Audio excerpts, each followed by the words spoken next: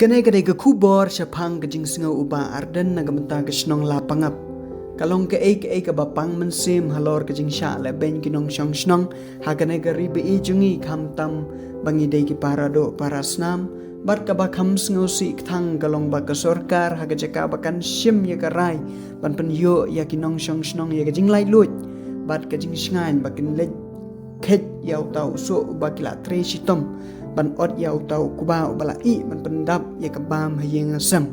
handre ka sorkar kal pensange da ka penjia ya ka curfew badru da ka penpau ya ba ka jingsuk ka jingsain ka kamdon kam ban ya kata ka jing ot ka ba kinong syong snong nimla shu ban sngiu thu bat ban budur ba kumno kata ka jing syong sngain kala ban ai jingsuk ya kibriu ki ba dei ban ot yau tau kuba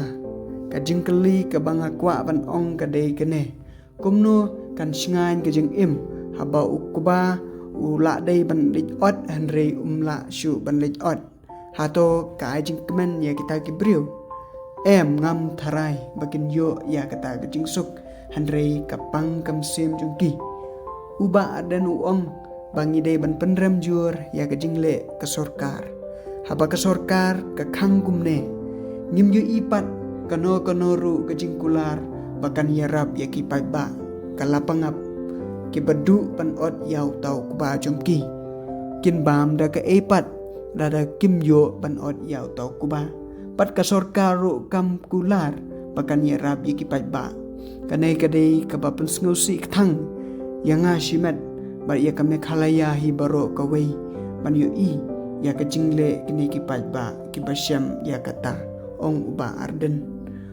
arden ula kedauru ba ka khamsuk yau chief minister jungi ban ya kran suk baru chief minister ka Assam khanang bagi briu ka lapangap kin yu ot suk yau tau kuba jongki handrai ngim yu iya kata ka jing sim khia ka sorkar halor ka ne ka jing ka bagi briu jongi ki syam ki basyong ki basa syakapot kito ki briu kila penlut ya ka app jongki baru sisnam bat kila penlut ya ke pisah ban thiet iki mar ki mata Henry dala dei ke por ban lit ot kim yo satya kanai kalong sisha ka bakthang na banta ki pajba kasnong lapangap nibu ka jingkermen ba ka sorkar kan simkhya bat ban sngap ya ka jingjinjar kasnong lapangap baro kawai